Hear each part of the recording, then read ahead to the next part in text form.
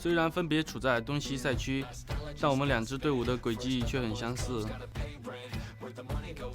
我们都经历了赛季初的低迷，又一起掀翻了东西部的豪强。我们两支队伍的上限，相信大家也有目共睹。我跟库尔都打了这么多年，什么大风大浪都没见过，常规赛这种难题，咬紧牙关就可以过去了。上个赛季我们距离季后赛只有一步之遥，现在我们每分必争，绝对不要再留遗憾。现在的 LPL 有那么多豪强，大家的目光不在我们的身上，所以我们要赢，重新回到你们的视线里。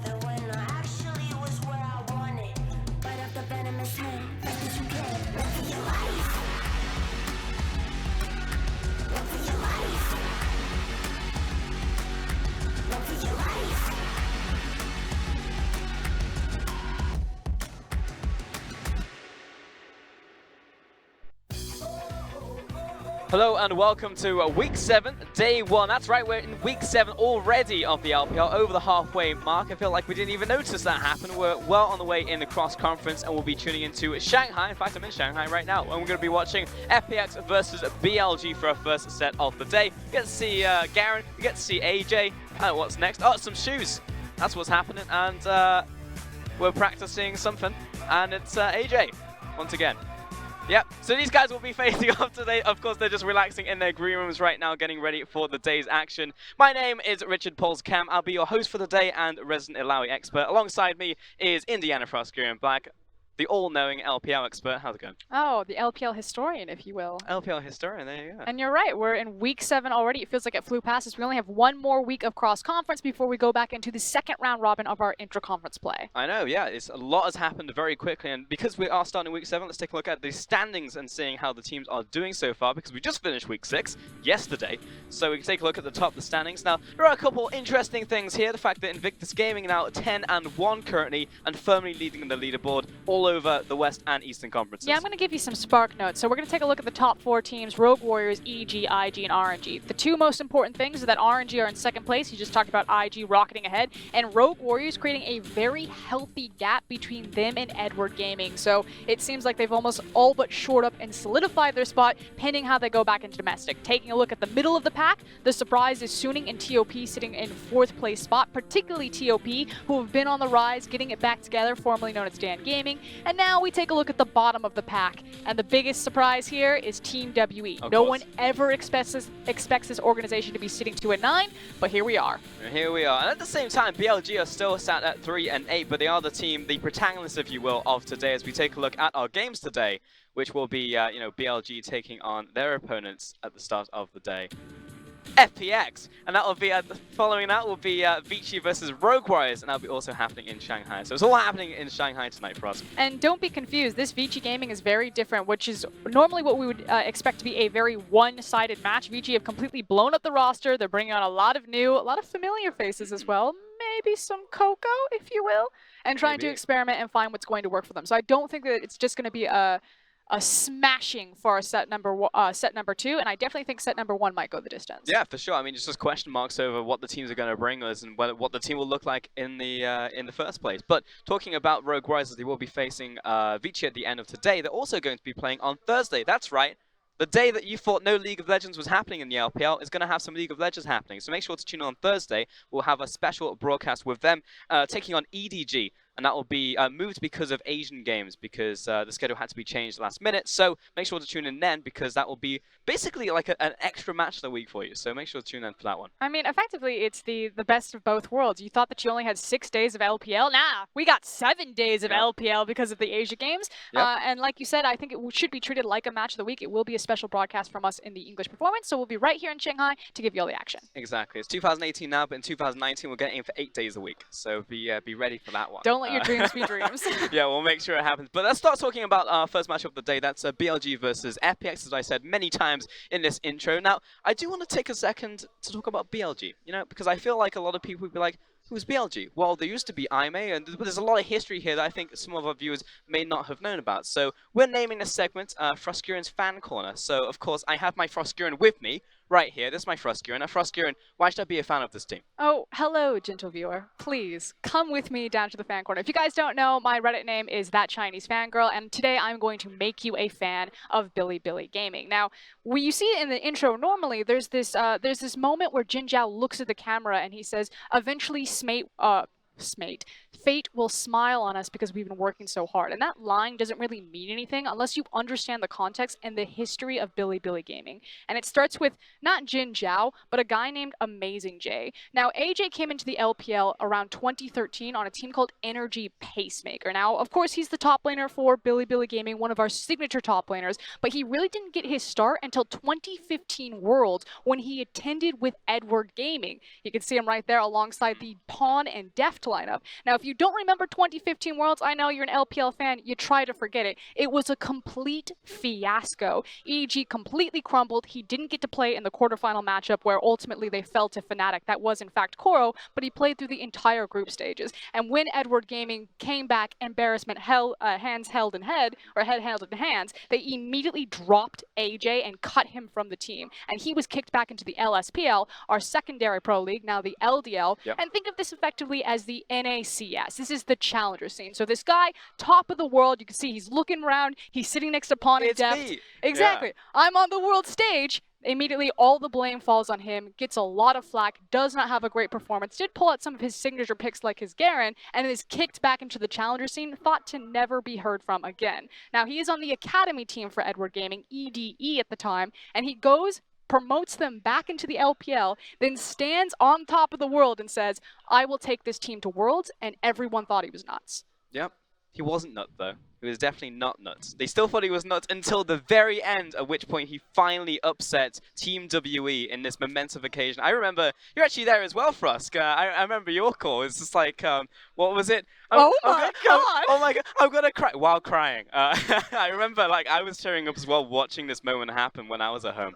So this is 2016. IME then took the last spot to Worlds, formerly known as EDE, when they got promoted into the LPL. They needed to rebrand. They needed to rename. They became IME. You can see AJ on your screen right now. And this was in Guangzhou in the regional qualifiers. And they ran the gauntlet. This is such an intense tournament because our top two teams almost always qualify. It's usually EDG. It's usually RNG. There was one spot up for the grabs. And for the entire season, Team WE were touted as the third best team in China. Everyone thought for sure it was going to be Team WE in 2016. And then IME, a true Cinderella story, just popped out at the very end. They were behind gold in this game. It went to all 5 games, super late game, and AJ gets a crazy teleport flank on his signature pick of Nautilus. I mean, it had to be that way as well, because you look at AJ as a player, and he was never about the laning phase, really. He was always about the teleports, getting the clutch moments, pretty much. I think is the way that you can describe AJ as a player, how he is essentially the special ingredient to many of the teams that he's been on. The secret including, sauce. Yeah, exactly, for IME and now BLG in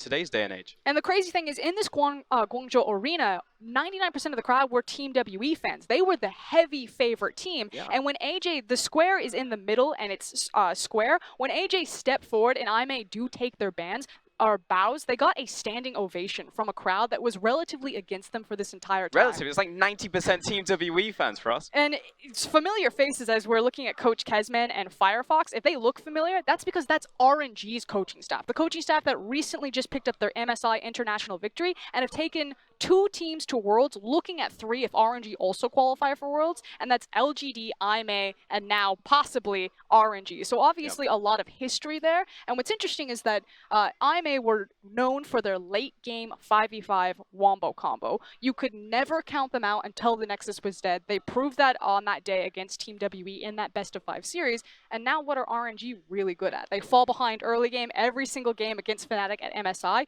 but they never say die. The the morale, the mental fortitude. And I say this all the time, you can start to see some of the fingerprints that Kesman and Firefox have really left on that organization that started with IMA. I mean, it's on both now, right? Like, you even look at BLG today, and it's pretty much the same team. You look at, like, It's the the same comeback roster. mechanics. For the most part, right? Because you have, like, Chieftain the Mole now, but we actually Athena's saw still on the Athena bench. the other day. I mean, he came out for that second game, so we actually do see Athena nowadays from time to time, but you're absolutely right. They still come for the comebacks. And we thought that nowadays it's like everything's fixed. Chieftain Mole come through, and it's just like, great. Now they have an early game, mid-game, and a late game. They're the best team ever. And it's pretty much now 2018 LPL. There's no more IMA. They need to rebrand to Bilibili, your favorite anime platform in China. It's what they're known for. And yeah, they have experimented with the roster. They've brought in very young talent in Chieftain and Mole, a brand new jungle mid duo. And this was kind of the big thought for this will take us to the next level. Because for the longest time, BLG have been the little brother to Edward Gaming. You know, it was their sister organization. A lot of those players, I believe, Jin Zhao, Athena, AJ have all played on EDG at one point in their career. And the joke was in that 2015, Edward Gaming took 3 teams to Worlds because they have a close relationship with AHQ. They took themselves to Worlds, and EDG's bench came in IMA. And right now, BLG are finally starting to have those growing pains or to shed off their puberty and become adults and become a top team in the LPL, at least in spring they were. And now coming to summer, it feels like everything kind of going sideways as they're sitting bottom tier of the standings, but they ran into Rogue Warriors in playoffs and almost made the run. Exactly. I mean, again, it's a gauntlet, and they made it that time. This time, the Cinderella story didn't pay out. But at the same time, you talk about them being like the little brother, but they were basically joined at the hip to EDG. I mean, literally, their organization. It's the neighborhood battle. Right. I mean, like, we went to their house, and they literally joined onto EDG's house. Like, they were literally joined to them. I mean, nowadays, they don't see much of each other because we have the traveling circuit. But I think that the rivalry is 100% still there. In fact, we saw BLG and EDG face each other the other day, and I was saying to my co-caster at the time, I was like, they're gonna play up. I think this is when it's gonna happen. They're like, nah. Like, you look at BLG, they were like 2-7 at the time. There's no way it's not gonna happen. EDG, it's EDG at the end. The machine, they will win this game. What happens? 2-0 BLG.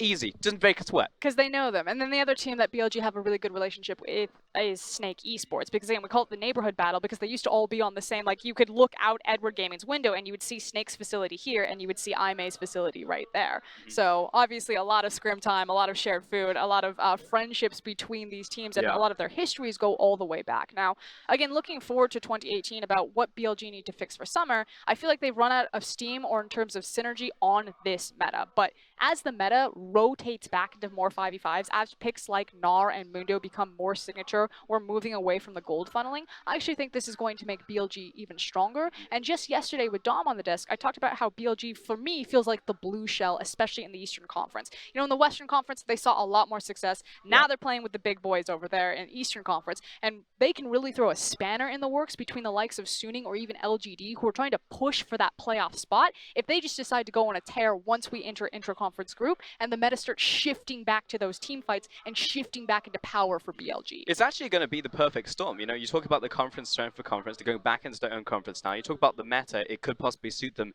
moving into the next couple of weeks of play.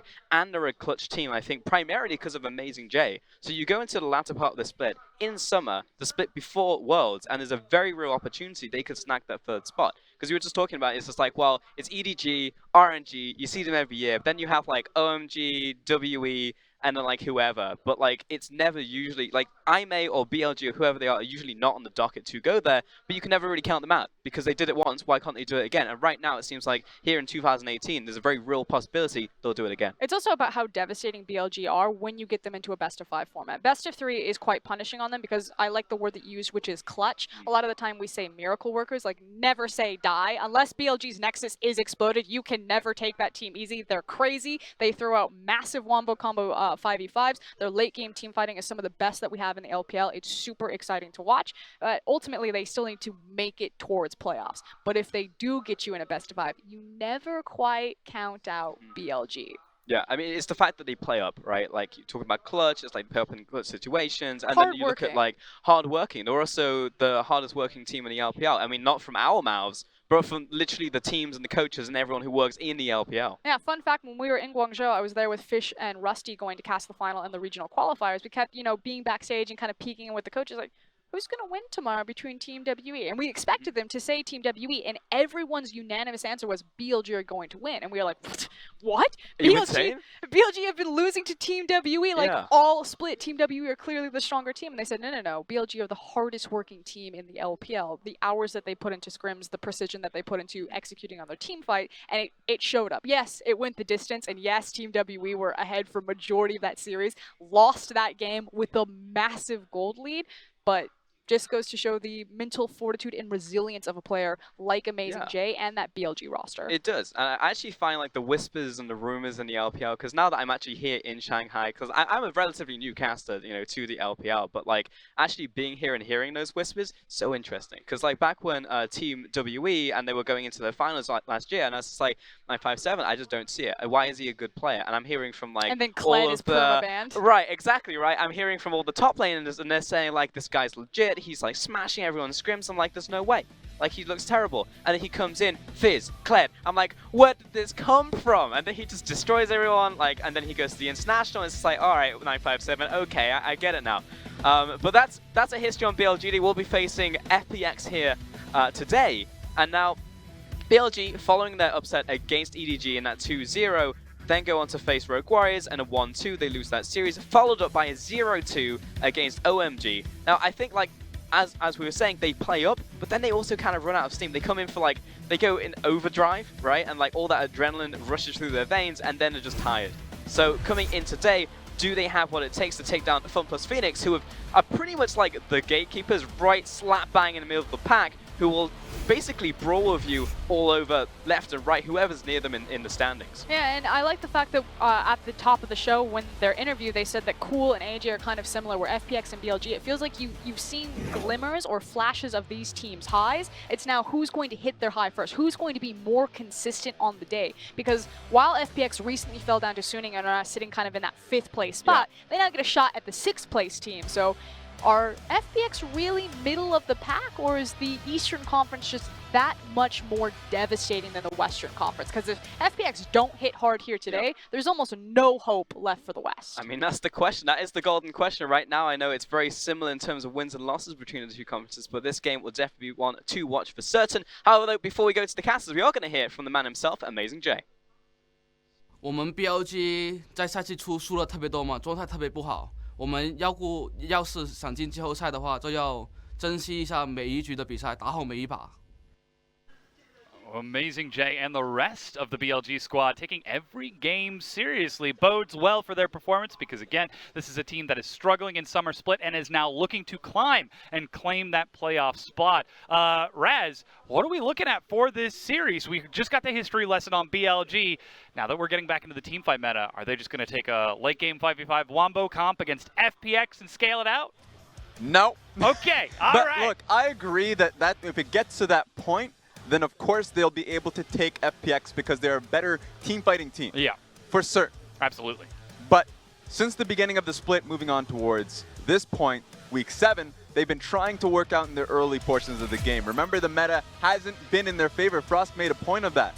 They needed to work on something because they couldn't just assume that the meta will come back to a late game style. So what they did, putting a lot more games into Mole and Chieftain, they've been trying to work on the mid lane jungle synergy, and that's something we'll have to look at, especially up against Cool and Alex.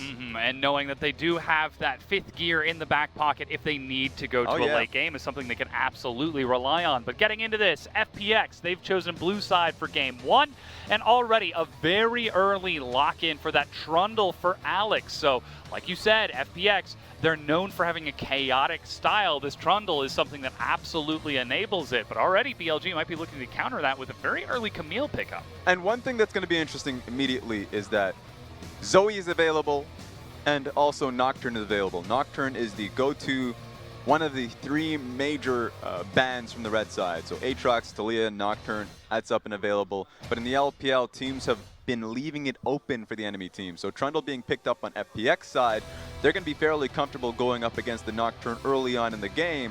And then Trundle is fairly good with poke compositions. So it's going to be interesting to see if Cool goes back to a Vel'Koz, for instance, and if LWX is willing to go towards the Swain. That being said, already being picked up by BLG. Yeah, that's likely going to Jin Zhao in the bottom lane, though we've seen Mole take it before. But FPX, they have got a clear, solid game plan. Ezreal and Tahm Kench locked in right away alongside that Trundle. And so often we talk about these small skirmishes for this team. Well, so far these combos are looking pretty strong, but you already mentioned that Zoe is still open. If anything can put a damper on that, or perhaps put that strategy to sleep, it's going to be some Sleepy Trouble bubbles. Yep, you have to be able to deal with it. But that being said, it's interesting to see that the mid lane and the bottom lane, all of the major carries are being picked up on the red side. What is BLG's counterpick going to be if it's going to be the support of the jungle? It's very rare to find teams that do that because that means that it exposes FPX to counterpick them. Look at the counterpick possibilities from FPX. They can go towards their top lane and mid lane. I love the fact that the Ezreal and Tahm Kench got picked up immediately in the first rotation because all that means is that, sure, Ezreal and Trundle, great for poke so we can continue down that route, but depending on what we see now, them seeing the Zoe, they can immediately go towards assassination. They haven't really showed their cards here. Yeah. Finding true counter picks can give them the key to the early game. Well, we've already seen the Talon ban away from FPX on that blue side as they don't want Mole on something that can roam around. And now that the Zoe has been picked up for Mole, he wants to try to eliminate some of those counter picks from Cool as we see the Rise and LeBlanc now banned away. Now, Cool is a very well-known and established player in the LPL, one of the most senior players in the league. I think the only person who can give him a run for his money in terms of tenureship is Zatai right now. So he's got experience. Even though Zoe's a new champion, he can absolutely take something against this. We'll just have to see what that's going to be. That's why it's difficult to guess what pick he's going for, because you go towards the Syndra here. It's great gank assist. You have the Trundle. You can technically go Yasuo, though he is known for having a poor Yasuo. He's worked on it. You talked about the fact that he's been in the scene for so long, so he has the opportunity to do just that. So depends what he's comfortable with. Consistent damage is what I would appreciate a little bit more since they do have a lot of front line. So made a point about the Vel'Koz. I think Orianna is a good option here as well. Absolutely a very safe pick for Cool, something that he was very well known for until Rookie entered the LPL and claimed the title of best Orianna away from it. And then the Gangplank on top of this. FPX, they haven't been hesitating with their picks. They haven't been hesitating with their strategy they want to go for. It's very straight forward, very clean cut. They've got Cool on the Orianna, Ezreal in the bottom lane, Trundle in the jungle, and of course that Gangplank to scale in the top lane. That does mean Amazing J gets counterpicked though. What I'm worried about is the fact that the GP going blind very naturally is something that Gimgoon he's found super comfort on. He is a strong GP player, but that's easy to dive. That's always been the worry. You know that you're going up against a Camille and a possible jungler, this time the Nocturne getting locked in. Very easy to dive the top side. Alex has to be worried for that. And I think Alex will be playing towards top side in general just because bottom lane LWX and Chris should be fine on their own.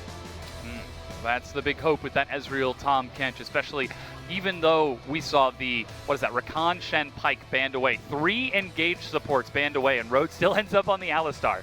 So still a very strong setup for the bottom lane of BLG. Of course, we'll have to see if Road ever finds himself taking a wander throughout the jungle. That has been a problem for him in the past because there's a lot of easy follow-up. Trundle Pillar slows you down. Abyssal Voyage carries someone to that Alistar to get the kill. Yeah, I think Road just has to be creative this game. Yeah. Because although they've taken down a lot of the proper engaged supports away from Road, Alistar is a bad matchup into Tahm Kench.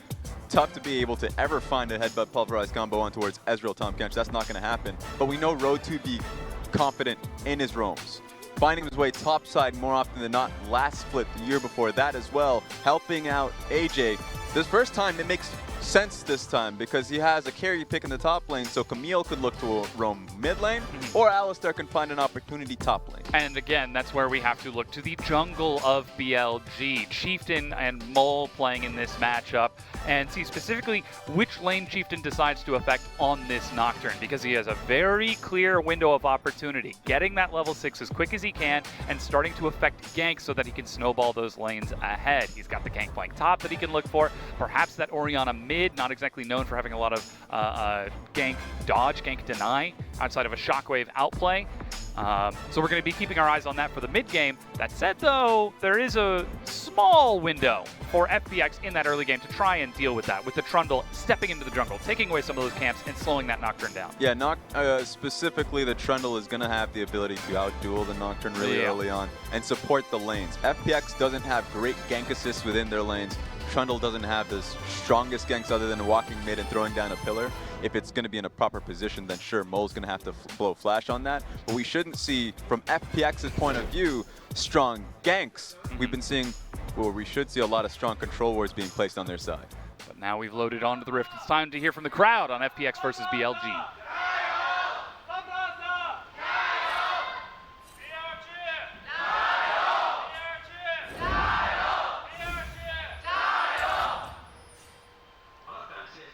And one point that I want to hit on when it comes to FPX's style in this game is that moving towards a slower play, what their composition really is enforcing here, that is a real good point of growth for FPX.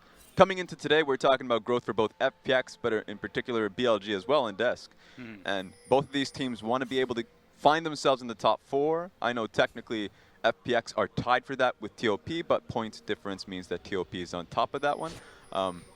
But making a difference, being able to take consistent sets versus enemy teams mean you need to be able to play a slower, more reliable early game. BLG have been falling through on that front. Sure, both of them have taken sets versus FPX versus RNG, BLG versus EDG. You have great highs, that's true. But consistency is what matters in the regular season, and that both of these teams really fail on that front. And that's exactly what we just heard from Frosk on the desk, is that not only do you have to succeed, but you have to consistently succeed, because it was that unexpected, consistent success for BLG that got them into Worlds in 2015 when we saw them make that miracle run. That was that they were able to go through the promotion bracket towards the end of the split. That said, it's been a long time since then, and this is a brand new BLG. Amazing J, Jinzhao, and Road are the only holdovers, with Athena still sitting on the bench behind Mole and Chieftain. But as we said, the meta no longer favors a late game team fight style. It's about that early game, it's about that laning phase. Yeah, they've been suffering when it comes to the meta, and they've been suffering when it comes to just constant roster changes. Chieftain, now they're regular jungler, but realistically, they've been having a revolving door of junglers, and we know what kind of impact that does for you.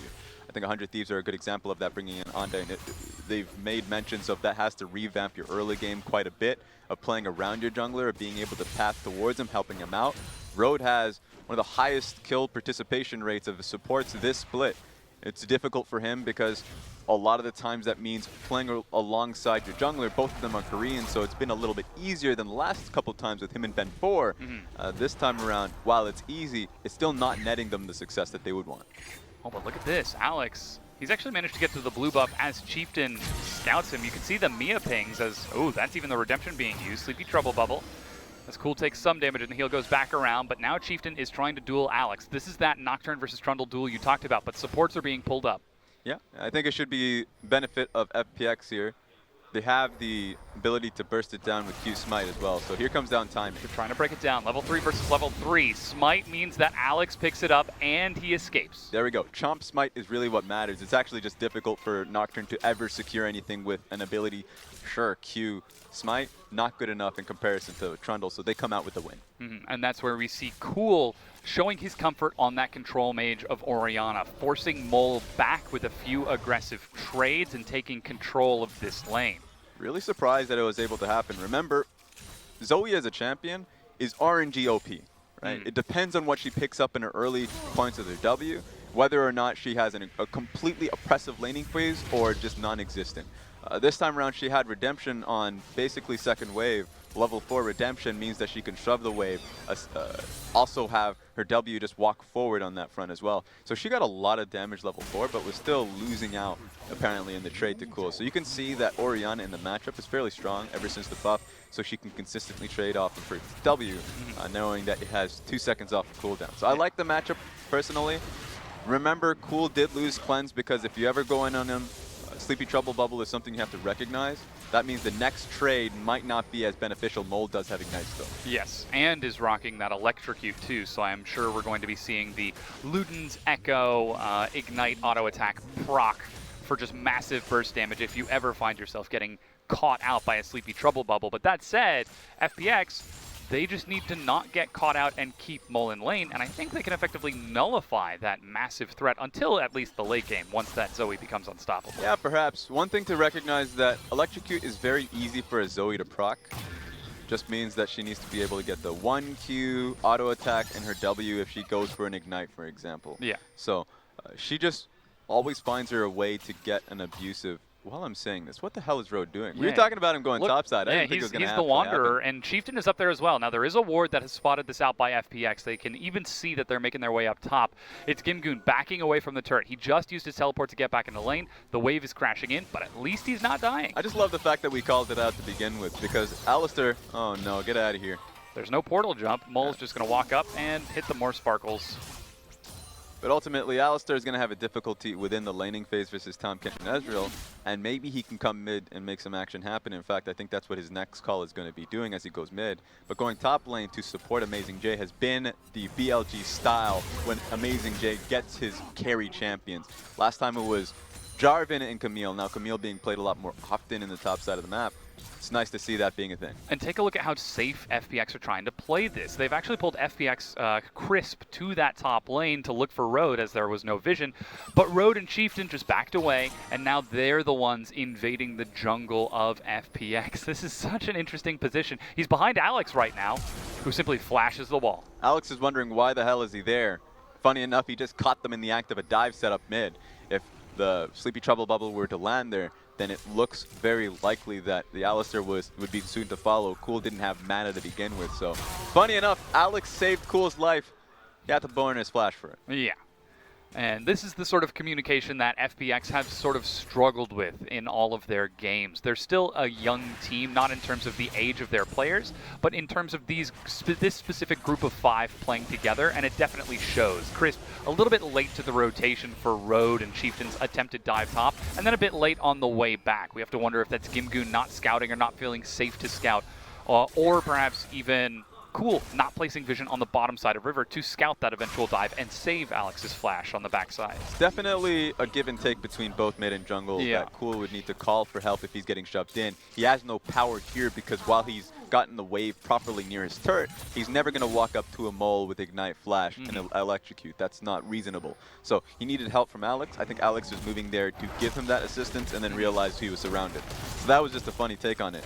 You're right about the story of FPX though.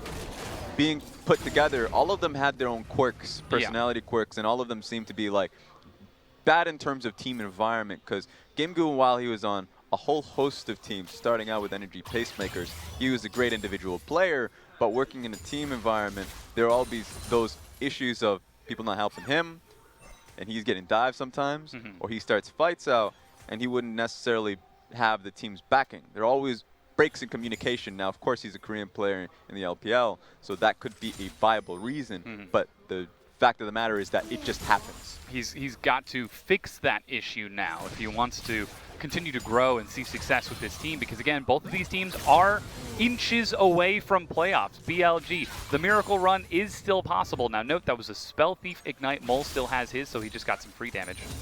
But with playoffs on the horizon, like we said, it's already week 7. We have to wonder, how much longer can these teams afford to make mistakes if they want to start looking towards those summer playoffs? Well, if they want the power in their hands, obviously they want to continue to push from this point forward. Yeah. These teams want to take the win now. But BLG, they're just 2 sets behind Suning Gaming. Suning Gaming's having on and off problems recently during the cross conference. So realistically, it's a good chance for BLG to find success and break into the 4th place spot. For FPX, they're literally tied. They're right there. Yeah. Exactly. So for them, they don't have to worry about it too much. But for the organization, last time in spring, they got booted out by point differential as well versus WE. They don't want to ever find themselves in that position again. So for both teams, learning the lessons of the past, they want to take the wins now because they can't allow the power to not be in their hands. And I gotta ask, Raz, which would you rather have? The BLG scenario where you're trying to sneak into playoffs from behind, or the FPX scenario where you are tied with 3 other teams scrambling over that? Which of these do you think is more favorable, as Chieftain and Road are doing the same damn thing? If at first you don't succeed, don't get a control ward to check out if there's a ward catching the second time. Oh, but they're not even hesitating this time. Cannon Barrage on the minion wave. He activates the stopwatch. AJ takes a lot of turret shots but get out. But even look at this. Mole is up there. Gimgoon, will flash away from this. Chieftain uses the spell shield. First blood goes over to Mole, even dropping the surrender flag. But look at that. The follow-up from FPX. They find 1. They find 2 kills off the back. And Abyssal Voyage gets Alex there to counter. Excellent response. The ward meant something. Oftentimes FPX can place the wards, but the decision around it falters. This time around netting 2 kills on towards Road and Amazing J. Here we go though, it doesn't end here. Crisp getting canceled out of that the second auto attack after the tongue lash. And not able to get the Devour. Mole, quick fingers get him to safety. Really well done. And at the same time, of course, LWX farming up alone in the bottom lane, keeping Swain down. I like this ultimately. FPX working well with the vision that they've had. First step, vision control is what netted them this. Road makes a second trip to the top lane. And while you can see BLG started this off poorly with Amazing J tanking first, it was the backup squad, Orianna, Trundle, Tom Kench coming in with his own ulti to make it so that they pay a heavy price to get the kill top. Cool's even able to get in there and get the assist, though that kill, I believe, did pass over to Crisp and Alex, so not exactly getting the gold where they want to be. But again, this is FPX playing a slow and controlled team composition. They want to try to avoid the chaos that they are so well known for with these 5 champions, and try to scale up through at least this early to mid game, whereas BLG, you can clearly see their mind is on one thing: break this early game open. If that's through top lane, if that's through mid lane, heck, if that's through bottom, then do it. Yeah, and here's the thing. People will look at that play and say that, hey, you know what, both teams didn't really get too much out of it. You could say, but for the most part, if you think BLG, if they do that uncontested, they actually can get a free tower because they committed a lot of people top lane. So that was actually completely nullified. Chieftain's using the paranoia right now. Sleepy Trouble Bubble will catch Cool, but he uses an early cleanse, and Alex finds himself a kill on the enemy jungler post-flash. And the story behind that is the entire side, the adjacent lanes to Alex came in to help him at the same time. Really well done. No point of Chieftain being there if he didn't have the shove in either lanes, and he pays a price for it. Well done from FPX. 2 plays in a row where you can see that FPX as a team is coming together. And now FPX will turn onto the Infernal Dragon off the back of that play. And like you said, this is FPX playing a completely different style, and it's almost paying off. Now Jin Zhao will get flung back with that shockwave. Mole is chasing down this kill into the back. They found Alex. Crisp picks him up, but remember, he's ignited in the belly of Crisp. Going to be spat back out. There's the Cannon Barrage as Amazing J joins in, and Alex gets back to safety. Amazing J decides not to follow up anymore as Cool flashes away, and FPX get the dragon and back off. Yeah, everyone is safe and sound. The only cost is a few flash and the teleport of Gimgoon to make it happen. Oh! Wow. Look at that. Unreal. 2 of the soul shards. That's nice. It's going to make it easier for him if he ever finds a pick on towards LWX. Let's see if that ever happens. But here's the trade-off. Chieftain on respawn. He's heading up to the top side to take this Rift Herald, even getting some assistance from Mole, but this is BLG who are responding to FPX's pick on that kill. Is still pressure in the bottom lane. Road actually is forced to use the Unbreakable Will. And here's the thing about this. Hopefully it's LWX actually goes forward. Now Jin Zhao has flash. Look at that extra hit. And LWX, the shotgun, locked and loaded, starts firing some bullets. Yeah, he's going to come into the lane late. That's waves denied off of Jin Zhao just because he already used his teleport to get to that lane to begin with. So I wonder if that turns into any real tower damage. If they can actually take the tower off there. The next wave is taking a long time from them. So if they can't do it off of this wave, then they can't do it at all. Now you can see Mole is even ducking down towards that side of the map as he did push in that mid wave. LWX is getting real close as the next wave comes in. He's got no True Shot Barrage. They got it. Down to the last minion. And they're going to forcibly break it down, even passing the solo gold over to LWX. FPX's bottom lane break the game open. And that's the difference of skill. You get one proper skirmish in a 2v2 matchup, immediately a tower off of that. That was Road and Jin Zhao paying a heavy price for that entirely. And I was just about to say that both of these teams coming into 14 minutes in, it doesn't look like a 5th place versus 6th place team at all. Yeah. It looks like both of these teams getting to a point where they've really learned a lot of lessons. Road going back to his trade, going topside to help out Amazing J. And FPX as a team just having really good warding. Usually they would find themselves having fairly high gank heavy compositions for FPX. Yeah. And needing to get things done really early on, or you'd see really rash decisions being made by LWX, Gimgoon. Not this time around. It feels like it's getting a lot better. In fact, LWX taking advantage of Road's problems there. So it really just looks like practice has been paying off for them. And that's what's so exciting for FPX, because they played a best of 3 yesterday morning against Suning. And they did end up losing that series. Yep. They tried playing that chaotic style, and then they had to come back and perform a double header, performing in the first set today against BLG. But to see them in trying to play all of these games out as quickly as possible, going back to back with these days, not going back to that chaotic style, but instead trying to go towards something more measured and more paced. Perhaps this speaks to the coaching staff saying, all right, look, we tried something against Suning, didn't work out, that's okay. Let's try this on the same day, on the next day, and FPX are willing to put in the work to try this here. Yeah, I always wonder about their practice regimen because my experience always comes to how, of course, NALCS is or EULCS, where it's weekly. You know when the show days are, and you know how you just have a week for just purely practicing. But for these teams, they know when their days are, but in this specific instance, you know you're playing 2 games day after day. Yeah.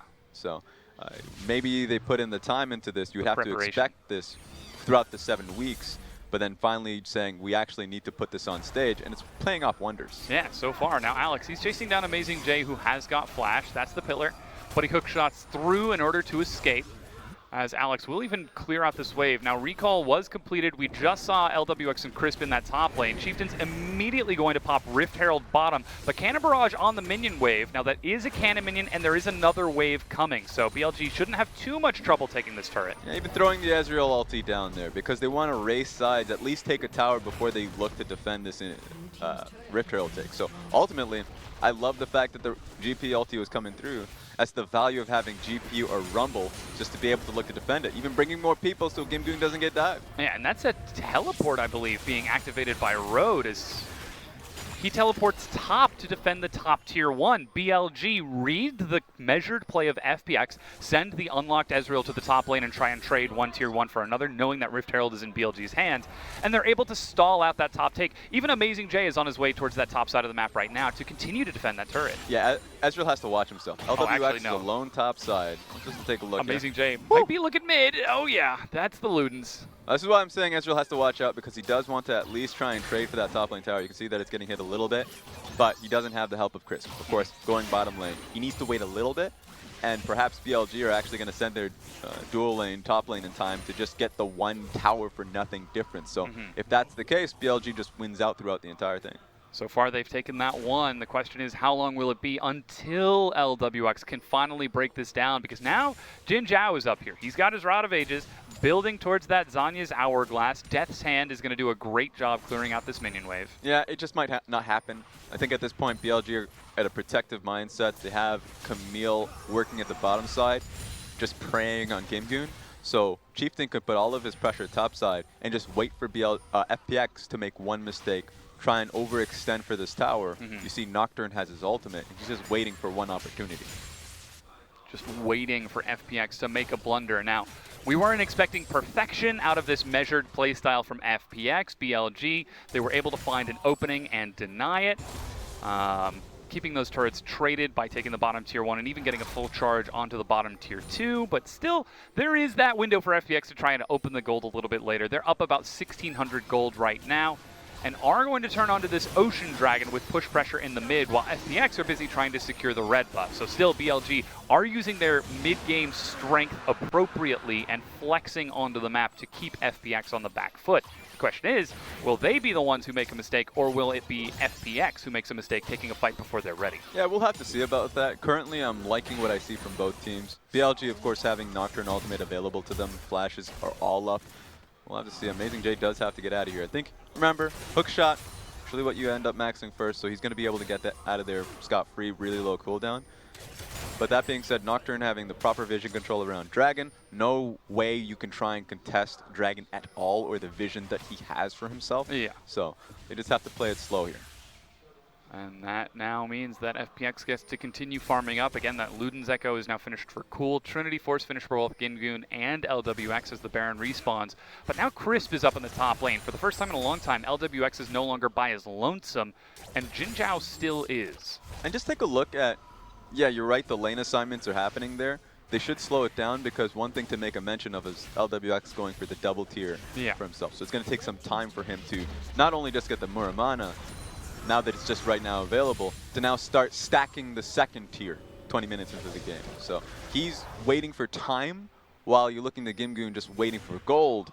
Right now, they scale very well now. The only champion that I would have said that doesn't scale all too hard is the Ezreal, falling off past mid-game. But now that he's going for the double tier comp, once he gets the second one, he actually scales quite well with his Q.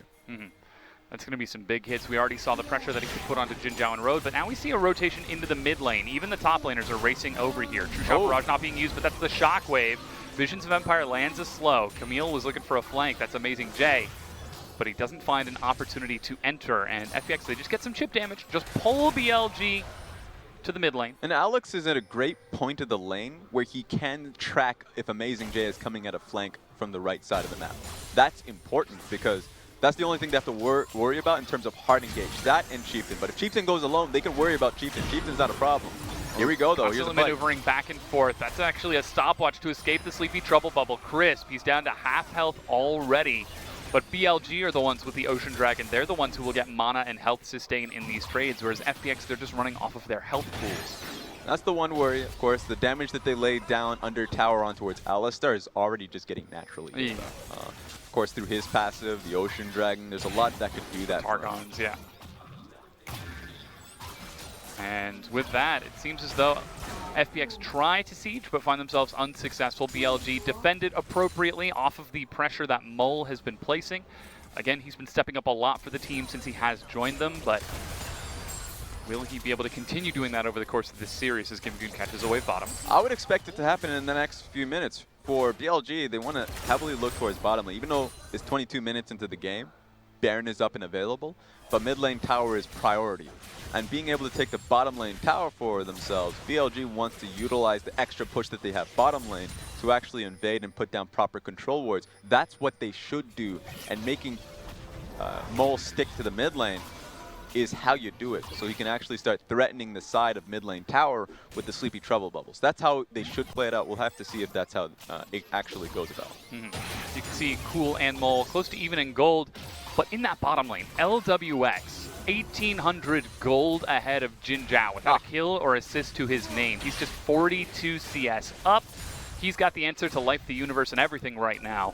And Gimgoon also on that gangplank, about 1,000 CS ahead. Mole with the late recall. They actually saw him go back, and they know that there's no teleport for him. Where's the wave clear in order to defend this? That's good information. They know that it's going to take some time for Mole to get here. Though the wave takes some time to finally get here, they can put some decent damage. It's on BLG to start a fight. Alistar going in. The four-man knockup from Road. He wants a fight, but he dies before getting the ultimate off. Amazing J and Jin Zhao coming from behind. Cool is the target as Chris picks up his carry and spits him back out. That's a never move, pulling him back in. And look at that, Jin Zhao finds the assassination onto him. Meanwhile, Cool, separated from his team, died as well. And BLG happily trade that kill. Yo, FPX thought that was looking very good for them. They blew Road up, but they didn't expect how much damage Jin Zhao was going to be doing. Even exhausts the flash to get in the middle of them and execute LWX. Right beside Baron 2, you know BLG, they're just going to go for it and call for FPX to challenge them. Now Alex has got Smite. He's level 11 to the level 12 of Chieftain if he can get into the pit. Gimgoon is walking up, but they're going to turn and look for the fight onto Chris. Hextech Ultimatum, but no, the Blast Cone isn't going to get you out of the Ultimatum. That's what the name means as Amazing J flashes, chasing him down. That's even a stopwatch being used to stall this out, but again, it's only time that FPX are buying. Mole is doing even more damage, but Teleport will get LWX and Cool back into the mid lane. And it looks like the Baron has been denied, but turrets are being traded off the back. Hey, you're saying denied, but that was just BLG calling for the fight. Yeah. They're a team-fighting team. They knew they had the Camille on their side. Just go for the fight. FPX answered to it, and the kill is what they end up taking. You're right. The trade does go through. Good job for FPX to be able to take mid lane tower off the back of that. This is how it all starts, because Rogue gets the heavy damage done, waiting for Zoe to come in.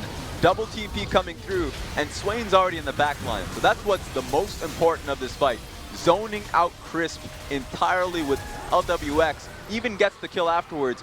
If I look at the damage chart on that one, LWX did nothing. No damage whatsoever. He had no way to actually get to the back line, so it was rough on him. Immediately picked up by Crisp to try and survive, but Jin Zhao, like you said, tracking him down and separating Cool from his team with that excellent teleport positioning. Now the Infernal Dragon has spawned. FPX have one already, and they're looking for their second. 3 items on LWX means he hits like a truck. We've seen this before in the highlight plays from him. He does this often. Yeah, but this time there's a control word. They see it in advance. True shot barrage, but smite means Chieftain's able to take that Infernal Dragon. Next one will be a Cloud, and that is the last Elemental Dragon of the game, going to spawn in 6. But like you said, BLG setting up for these fights and just pulling FPX apart. Their preparation shines through. Yeah. When you put them in this position, they shine in it. Issue is for them to get there to begin with without a massive deficit. They're just 3K gold behind at 25 minutes. So for them, they're like, thank the Lord we're not actually just that desperate. They're happy about that. It's very rare for them to find themselves that close into it. So at the end of the day, Road playing creatively, you can do that. You may see the cow on the ward, but what are you going to do about it? Exactly. It's one thing to know that there is a cow watching you from the next field over. It's the next to actually try and do something. Why? That does seem like an odd scenario to be in. If the cow is just... You open the door to your room one day and there's just a cow staring at you. You didn't grow up on a farm. You haven't seen some scary cows. No, that would be terrifying. What if the cow is like, no more cow tipping? And then it tries to get revenge by tipping you. Oh, well. Well, in this case, it seems as though Rhodes Cow is tipping FPX by tilting them after that 4-man knockup and continuing to roam around with those Mobies. Now, he has got a Locket of the Iron Solari for a little bit more sustain, along with that Unbreakable Will, but he'll still go down pretty quick if Cool and LWX are able to put out sustained damage, but that's to LWX and Cool's positioning, and that's where we saw FPX fall apart in that follow-up engage. Jin Zhao able to split FPX into pieces and pick them off one by one. And if it means anything, I think FPX are in a better position now, not being secured. Look, we'll have to see with this fight. That's the cannon barrage. It's actually BLG who are forced to turn and run as FPX start the fight. Road with the Hex Flash forward. Camille scares them away. Like you said, Amazing J is behind them. LWX goes forward. He's calling Amazing J's bluff. He knows that if he gets ultimatumed, FPX will simply collapse and kill that Camille before he can get anything done. And LWX, he's really feeling it now. This is real fun to see. FPX confident about the control ward that they had just behind them, knowing that Amazing J would not be able to get the flank this time around. So at the very least, FPX are confident, not going back because they lost the team fight before that front. So Baron is still up for the pickings, so the next team fight may result in who gets that. Could very well break this game, as so far it's close to neutral. 2 turrets to 3, 4 kills to 5, and only 2,000, maybe make that 1,700 gold between them. But FPX, they're going to enact a 4-man recall, and BLG, you can see, just playing around that vision around the Baron, trying to make sure that this side of the map is as dark and as risky as possible for FPX to try and take control of. That said, Gangplank is getting bigger, and so too is that Ezreal. Bilgewater Cutlass, Blade of the Ruined King is on the way, Sterix Gage is now done, and Gimgoon working up for a BF sword on top of the Triforce Sterix. Clock is ticking. And four control wards from FPX with that mass base that they had too. So now having priority in the mid lane wave with BLG taking the second base, they're coming onto the map a little later on. Important because that means that FPX can actually just roll them all over towards the Baron side and take full control of it. It's on BLG now to actually act without vision. It hasn't been the case in the last couple fights. That's a shockwave.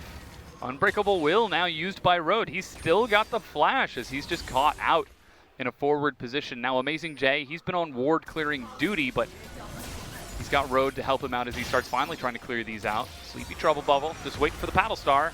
But True Shot Barrage across 3 and the minions from LWX dissuades any further follow-up. Remember, that's going to be doing quite a bit of damage as the game goes on, because he actually has AP currently going towards Fulfill Seraphs.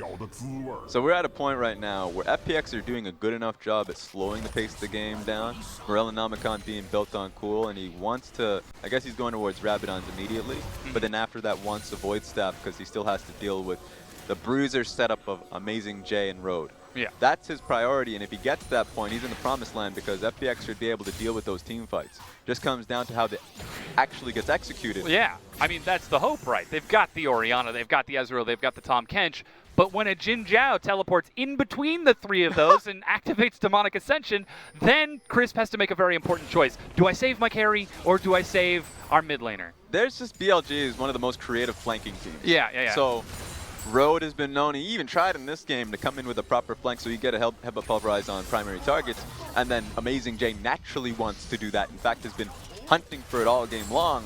and then Jin Zhao had successfully done it. So really, this composition is super annoying to deal with. FPX just want to go front to back, but there's no front to deal with it. It's BLG.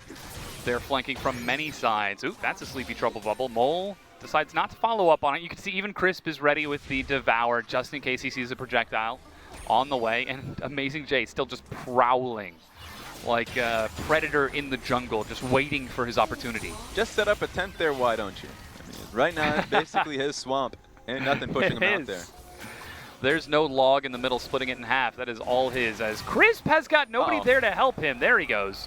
Finally, the rest of his team shows up, but that was a real dicey few seconds. You don't want to give up your flash just because BLG are feeling a little frisky for a fight. And Cool picks himself up that blue buff. FPX slowly having to give up ground as these trouble bubbles are landing one after another. But that was actually a really crucial take from FPX. BLG didn't hunt enough to actually steal that blue buff, didn't time it well enough. This fight's about to go for it. Yeah, that's the cannon barrage. Never move. Looking for Jin Zhao. He's still got flash. Alex hits the pillar. And that's Demonic Ascension. Flash headbutt onto 2. LWX is still alive in the back along with Cool. That's a shockwave. Amazing J dives in, but this is BLG taking it front to back. Cool and LWX are just pumping out damage. Amazing J goes in. The flash from Jin Zhao. He's doing so much though. And LWX looking for the outplay. He's getting some more. Demon's Hand and the sidestep. He's able to get away from Mole, and that evens things out. 3 kills for 3, but Mole is on the prowl. Doesn't find himself another kill. It's a 3 for 3, but BLG got the tower because they're healthy enough. And remember, that was a fight that FPX picked. Why did they pick it?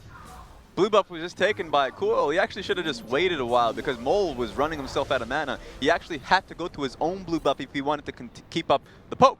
So play it slow. You don't have to go out immediately. Now, we've been harping on execution, so maybe even if they won that fight, it would have been good for them. But the issue is you throw out the GPLT, it's in such a wide open space that they can just move away from it fairly easily, so that's ineffective. And then they throw down the pillar on towards Jin Zhao with full soul fragments. So he's like, okay, I want this fight. Give it to me. He gets in the back line, and that's why LWX, Cool, Chris, Alex, didn't want anything to do with them because of that. Jin Zhao is playing super well with the Swain today. LWX, the only reason he's able to equalize that fight is because he's such a mechanically good player, getting that last-second arcane shift to safety. But still, like we said, Jin Zhao on this Swain, putting up some numbers. 3 items now. Zhonya's is about to come back up. He doesn't have flash, but he does have a needlessly large rod for needlessly large amounts of damage. Road looking for another fight. Paranoia. But LWX has no flash. Who is the target? Battlestar is going to be used in BLG. Just use it to disengage. Remember, look at how many control wards are in the area. It was smart from BLG not to go in. They had no idea where they were, essentially just running into nothing. Yeah, Mole's still in the front as Alex is getting real frisky here.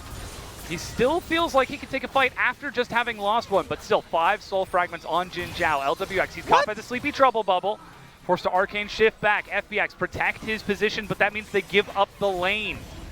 And another one lands onto him. This is a game of terrain. The terrain is helping out Mole so damn well with the Sleepy Trouble Bubble. Of course, Trundle Pillar is helping out in terms of disengaging, and Camille is finding a way to get into the back line based off the terrain that's there. So much available to them, it's BLG that win out in the entire engage.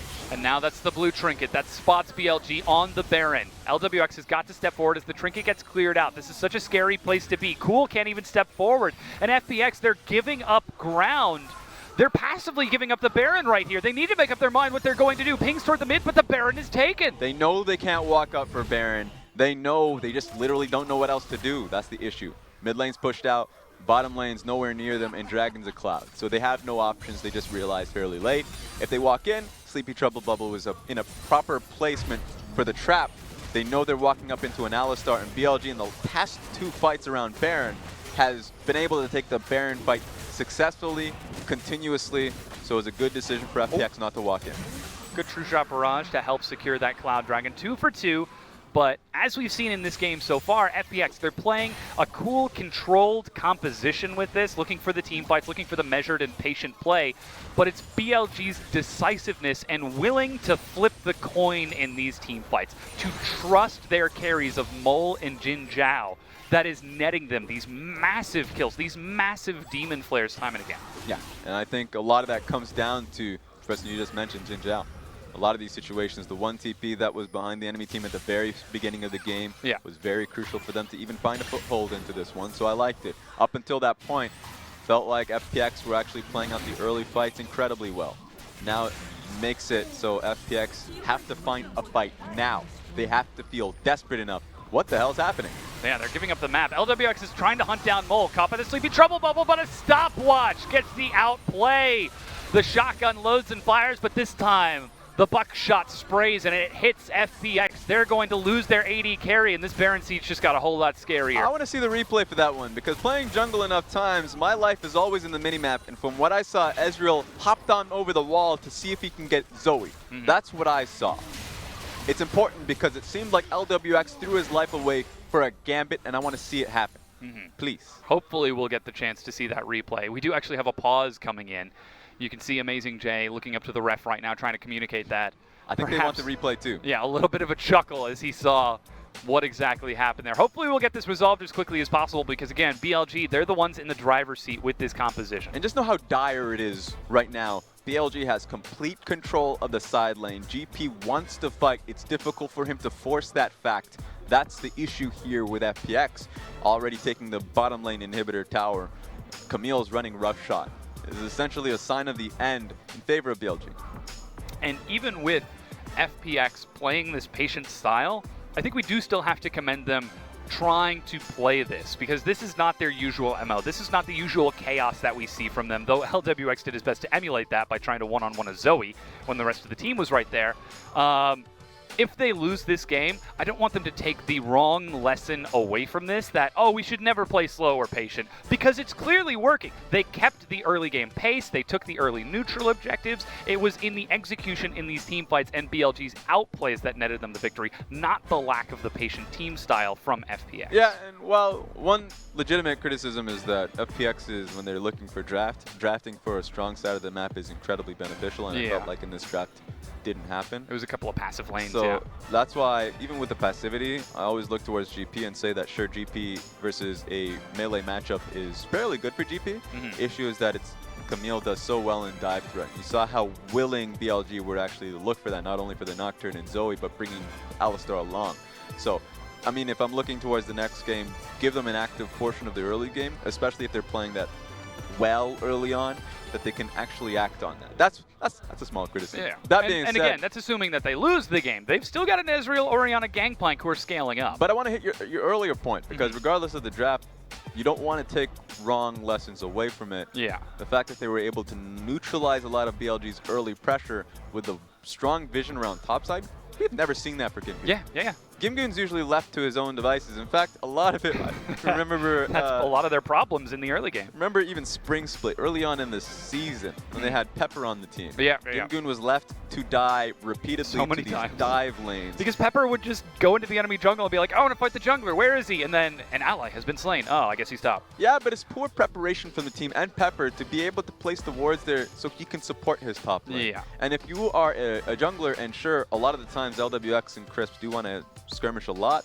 but they pick for these passive lanes, then I would love for them to say, okay, if I'm supposed to be prioritizing Gimgoon's lane, then I might want to actually be there for him, place proper wards for him. And so oftentimes, FPX found themselves picking such poor lanes for Gimgoon later on in the split, just so he can team fight in the 30-40 minute mark. It's a bad lesson to take away from it, because you don't want your top laner having a consistent stat of minus 30 CS at like 15 minutes. Yeah. That's just bad. It just sounds so silly when you say, oh, they're picking to prioritize Gimgoon, and then maybe they should actually prioritize Gimgoon. It's like, all right, well, you picked to prioritize him, but you didn't actually prioritize him during the course of the game. But I think that's what we're starting to see a little bit more with the defensive roam from Crisp to try to counteract Chieftain and Rhodes' attempted gank top. Once he got level 6, was using that Abyssal Voyage to chase up after that. And even though we're seeing that a lot of that roaming from Road, the best we've seen from Crisp is when he is leaving that lane. Yeah. And even though LWX as a player really encourages you being beside him at all times, in the laning phase especially. But Crisp, when he finds himself in an Alistar, not in this game, of course, finding himself in the mid lane to help out Cool, help out Bing, has been the most successful FPX, most successful Crisp. So that's what I like to see, and him doing that, going top lane to help out Gimgoon, excellent. Please do that more times. And it makes so much sense that you do want to keep Crisp next to LWX because we call him the shotgun in the LPL. Sometimes you load a shell into the chamber, you cock the gun, you shoot it, and the buckshot just sprays wildly, hitting nothing. Sometimes you load a bullet into the chamber, you fire across, and you demolish whatever you're specifically aiming at. I think that's what we just saw with that attempt to look for the outplay onto Zoe. He saw his opportunity, he took it. If he got the kill, that would have done great efforts to stall the siege from BLG, Yeah, but he did lose his I don't life. want to draw conclusions on that. We didn't get the replay on it, and honestly, we just kind of saw mini-map stuff. So, but you're right. A lot of the times before those games, LWX is mispositioned, playing poorly just because he actually does want to find a play. He is a playmaker at the end of the day, and he's on Zaya more often than not. Yeah. Trying to find somebody in the back line, and he sacrifices himself to do just that. So that's an interesting perk and quirk. Honestly, because it's a good thing, because you get some kills. That's fabulous. It can be a good thing, right? It's the same thing as the Scout Conundrum. It's a double-edged sword. When it works, it's like, this is amazing. Why don't we do this all the time? And then you see it fail, and you're like, oh, that's why we don't do this And it's all the time. far more inconsistent for LWX. So Yeah, a team that needs to find consistency. Yes, and so first person to look at when it comes down to those issues is LWX. So I want to see what's been happening in this game. So I do have a quick update for you folks at home. We do have a peripheral issue with AJ's hardware. We're getting it swapped out. Hopefully that'll be resolved as quickly as possible. Again, it's just mouse and keyboard. It's not that difficult. We'll get that resolved as quickly as we can and then get back into the game. So it was not LWX or Mole who were engaged in that last skirmish. So we know that that was a deliberate and concluded event, but it was elsewhere that the issue arose. Yep. So it's going to be interesting to see what that is now. For me, at the very least, while you say it's not that difficult, I always want... Are you saying you struggle with technology, Raz? Yes. I have problems, my friends. You were trying to troubleshoot the TV in the back room. That's a tough TV to deal with. Yeah, that's fair. That TV in particular. But a lot of times, and I ain't going to speak for Amazing Jay, but keeping the water off the keyboard is very difficult for me. It's always, and I know I'm an excitable person. You have so many clips on Twitter of you spilling water on your keyboard. I saw that one a couple days ago where you were watching a VOD. You're like, that play was amazing. And then you just knocked your water all over your keyboard. Look, I like drinks. Everybody does. I'm a human being, and I'm excitable. So you know what? My arms are flailing. That just happens. I don't know about Amazing Jay. I know that we can get you a sippy cup. Would that solve the issue? Possible. Yeah. Well, okay. What kind of sippy cup would you want? Would you want like a team logo? Which team would you want on your sippy cup? We'll put it that way. I'm unbiased. You're unbiased? The LPL caster team. LPL unbiased caster. Give me the LPL logo. We'll get you a flip-flop sippy cup, so it has like some flip-flops on it to symbolize you hopping over from one to another. But again, we've got this peripheral issue on stage. We're going to get it fixed as quick as we can. You can see AJ just now testing out his peripherals as he plugged them in. As soon as those are confirmed to be working, then we'll hop right back into the game and get everything resumed. But on your screen right now, you can see communication has not begun back for these teams. So FPX, they're getting a few crucial moments to sit back and prioritize how they're going to defend this Baron Siege from BLG. Yeah, on that front, it is important. A lot of it's just you're not going to be talking to your teammates. They ain't going to be allowed. But thinking about it is important because when you're in the game, crucial milliseconds matter in those moments. How do I deal with the fact that my teammate just died beside me? How do I prioritize my abilities in this situation if I'm Orianna?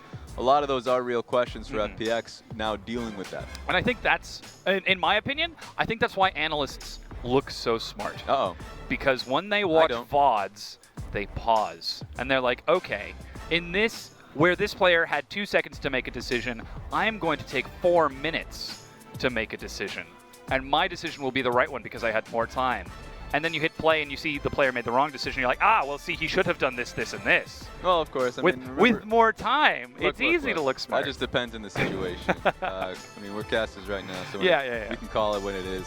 And these players I'm just being silly. Yeah, and these players do have to understand with the competition, the level of competition it is, making the right decision, in an instant, for the team in that instant. While it's difficult for you, apparently for EDG RNG it's a lot easier. You have to deal with that fact. But no, you do have to deal with that fact. It's rough. And sometimes you're a team that does well in scrims. I remember hearing a video piece coming into this, I think one of our weeks, where Vici going up against FPX are like, we're confident. Why? Because our scrim works for us. We played this team numerous times and we have a favorable record. Yeah. Okay, excellent. Now you're on the stage. They lost that set. Yeah, you still have to actually perform on the day. Yeah, perform on the day, reliant on the decisions that are being made at that moment. In that case, for Vici, a lot of it means listen to Swift, and it may not happen. In this case, for FPX, listen to Cool, and it may not happen. So you have to be able to suss that out in the practice that you have available. Yeah, and that's where we see the difference between some of these teams is that BLG, they've got more experience as that 5-man unit, even with Chieftain and Mole, so that when it comes down to these instantaneous decisions, the Amazing J Nautilus teleport that got them to Worlds, that's not something he was able to pause the game on, spend 4 minutes thinking about, and come up with the perfect strategy. That was a trust fall, and it fell through. Or, sorry, I guess his team caught him, I should say. It worked. And it worked. It was successful. Using the wrong conclusion verbs. But that's where we're seeing struggles for FPX. Yeah, and remember, you already made a mention that BLG's been together for a long time, only really making differences in mid lane and jungle, and that's the difference of teaching the new players how your system works, the environment works, that hits, hey, my name is Road, and this is my team. Yeah, exactly. You're going by my playbook. That's something that's for them easier to work on when they make those changes. For FPX, while they made those changes a little bit earlier on, in earlier weeks when they had Cool for the team, and then this time around with Alex is coming through, it's the same, but they're still trying to understand each other a little bit better. While Crisp and LWX has been together for a long time, so their laning phase is actually fairly solid. It's the fact that once they get out of the laning phase, they do have to interact with Gimgoon. Yeah. That's something they have to do. He's still hanging out in the top lane. So that's a lesson that they had to work that's actually exclusive for this year. Well, hopefully FPX will get the chance to continue to grow, but they are running out of time because, again, they are in competition for that final playoff spot. FPX, OMG, and TOP are all at 4 and 7 right now, tied for 4th place. You ruling out WE that quickly? WE are 2 and 9, Raz. They're 4 wins. They're 2 wins. They're 2 sets away. 2 and 9. 2 sets away. Yeah. Hey, I Wei mean, Xiao is the magic. He's the magic teddy bear. You know, you put that guy on the team, and he's gonna lead them to victory, just because he's Wei Xiao. That's a whole nother conversation to have, and I think it's appropriate to talk about it because BLG, previously IME, was the team that shut down Team WE in those Worlds all that time ago. I didn't mean for this to happen. And I think that's a question about the fire, the drive to win, the drive to succeed. You look at teams like RNG, and they've got the fire. They've got the drive to succeed. You see the same thing out of IG and Rogue Warriors. Doinb single-handedly is able to prove the fire for his team. Where it comes into question a little bit is with FPX. Yes, they have the desire, but do they have the fire? Are they willing to fight for it in such an extreme way against BLG? Because time and again, when they find themselves down in these games, they start to crumble. We'll have to see if they have that drive. Remember what it means, though, because a lot of times I've been watching a few NALCS games. I've been seeing you guys and how you do things when you're far behind. When you're far behind, you just let yourself bleed. FPX cannot fall in that trap. They have to start a fight. They have to draw the line somewhere. Yeah, well, they're trying not to bleed now, but look at the damage onto Cool. That's the cleanse utilized as well. Now, LWX has just respawned. He's racing back towards the mid lane, but the inhibitor is already being broken down. Never move. Finds Crisp as he gets slowed. But Mole happily sidesteps it, and the inhibitor is already down. Now, top and bottom are pushing with Chieftain holding a side wave. And we already made a mention of this. This is actually super difficult for FPX. Now that all of BLG are actually grouped up here. So one opportunity they have in defending this inhibitor. I think it's going to be all on Cool. He has his ultimate available, half flash. Oh, they found Chieftain out of position. Woo! He flashes away and dies. Well, there you go. Wow. It wasn't Cool, but it was Alex and LWX. The shotgun fires again, but this time it hits its target. What the hell? What was Chieftain doing? Look, I understand he's trying to come in at a flank position. He has ultimate available. You pay patiently, though. You know what LWX can do. Unfortunately, he cost his team the push. So just makes it so BLG as a team don't want to take any more. Now, they did take that mid inhibitor, and they broke down the bottom inhibitor turret. So that makes the split push Amazing J with teleport even more terrifying. But they could have gotten the bottom lane inhib with the Baron that they had. That's a problem they had. We got to see actually how this was done. So it was the brazen point that we did make. Thank you. We finally get to see the replay. And so it's an outplay. But why was LWX going to do that? It's unfortunate for him to try and look for that kill. Yeah, I didn't get the chance to see if he had flash. Maybe he was just going to try to kill that Zoe and then hop right back over the wall with the flash in order to escape. But now that that play has fizzled out, he's lost his inhibitor. They were able to defend the ensuing siege, but Next dragon is Elder. Next Baron is coming up in a few minutes now that the buff has worn off of BLG. And FPX, they're running out of room on the map to maneuver. Take a look at where they've been sending Camille. Top side immediately. And the rest of the team are riding that wave right now, hitting the rivers. So you can see when BLG are about to hit this bottom lane inhibitor, pings are being drawn out, so FPX are just manning the lines. It's unfortunate that they're bringing 3 people to deal with Camille. Perhaps they could be trying to kill the Camille there as Amazing J just walks it off. They brought them so preemptively, there's no way Camille shows her face. That's the issue there. So now it's just LWX and Crisp dealing with how many people? That's a lot. 4 members of BLG pushing up to the inhibitor. Luckily, LWX's True Shot Barrage did trim that wave down, but it's starting to get chunked. Good barrel. Chunks down Mole. And guess who's knocking at your front door? It's Amazing J. Or is it the Postman? No, it's Amazing J. And he's going back top to just keep playing around this again. Each wave, it gets slower and slower. That's the pillar. Subjugate utilized on Road. Already, they're going to try bleeding through his health, but even as tanky as Alex is, he needs some damage behind him. LWX starts to step forward. The inhibitor turret is gone. They did not find the kill, and they were unable to defend their top inhibitor. Yeah, you can see how difficult it is for FPX to even get a fight without the Orianna ultimate. So bringing her over was crucial, but it meant that they lose a top lane inhibitor. Now they lose bottom lane. The bottom lane inhibitor and super minions from the mid lane and Mole stepping forward. Cool is in the front. He's got no cleanse, so Chris forced to save him. On to the never move. Sorry, the Visions of Empire. Flash from Road. He wants to try to end the game now, but he doesn't have the ultimate. He dies, but the Nexus is bare. BLG, they're trying to break it down. LWX, does he have enough? He does not. BLG break it down 40 minutes in. And that's how simple it is. Only one issue, and it was off of Chieftain, obviously trying to come in a little bit too soon. But BLG take a step back, a crucial one, so they can come back, draw the lines again, and drive that nail in for FPX.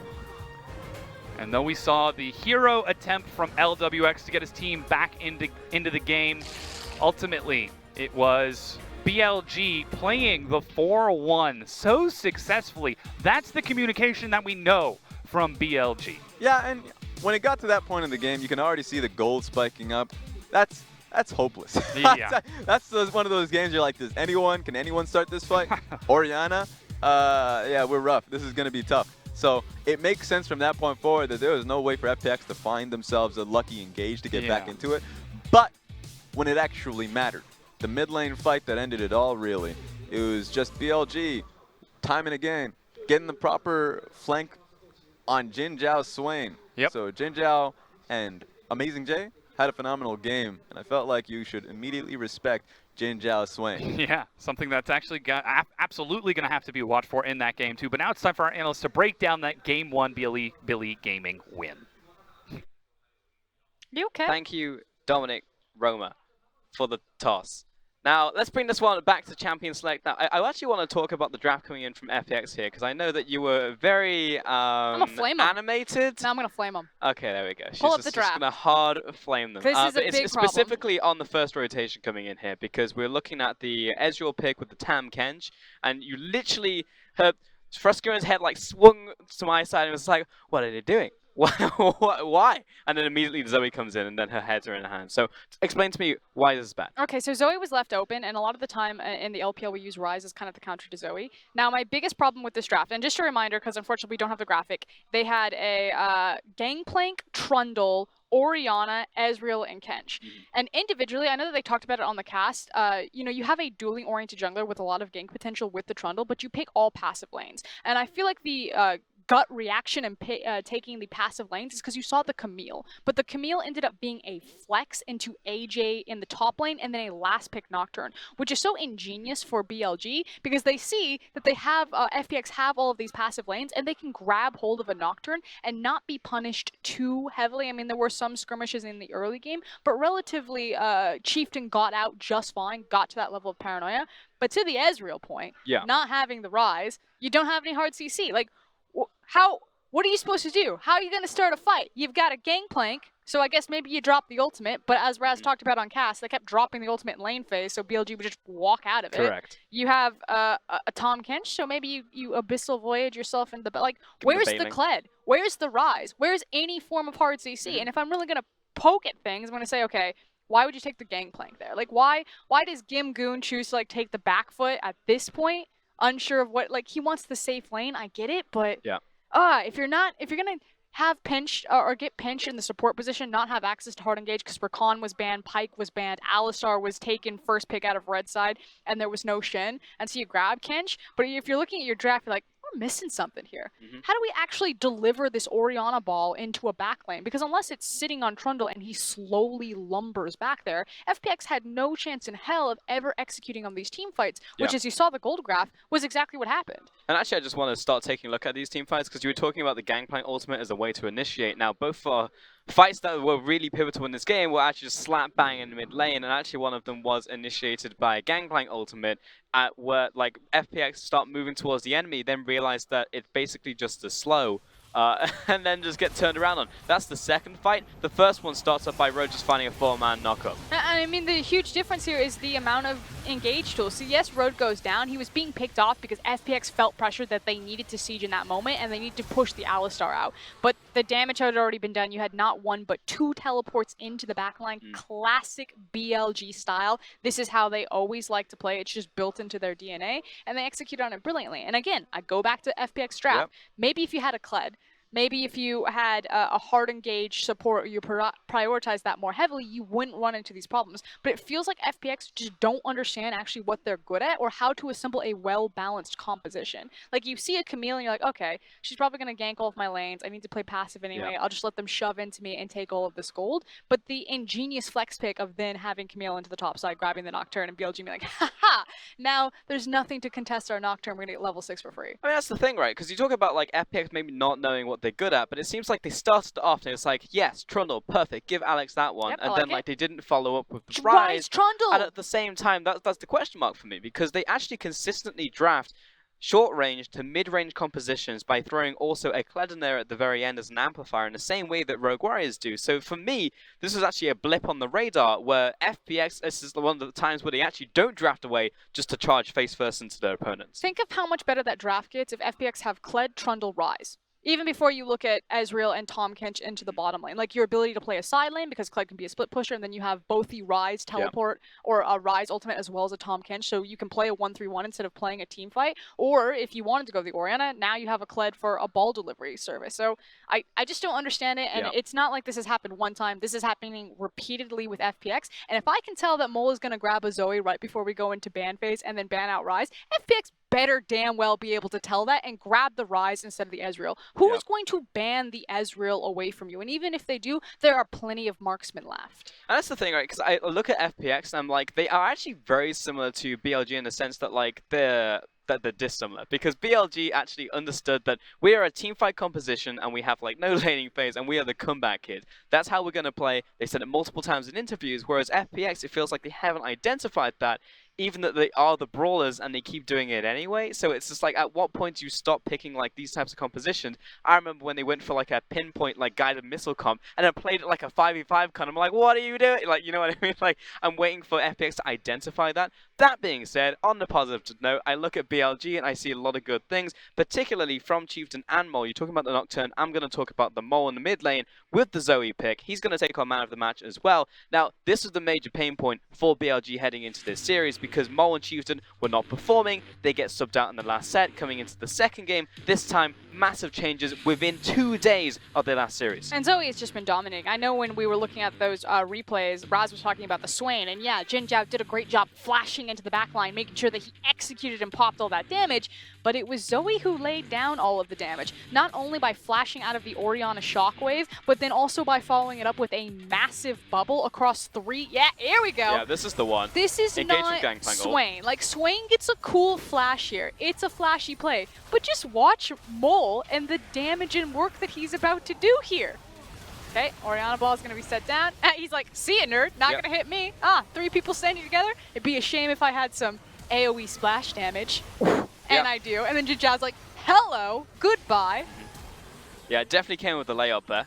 And Jin Zhao definitely went a little bit deep at the end. But still, I mean, BLG getting it together, actually playing to their strengths, and also the fact that Mole and Chieftain are also getting it back together. This is reminiscent of when I first saw Mole and Chieftain back in spring, and when they came in at the end of the split for us. Know that they play Zoe, and Zoe has been on such a tear in the LPL as well as globally. She has a massive global win rate right now. So again, I go back to that Ezreal pick. Why the hell didn't you grab Rise there?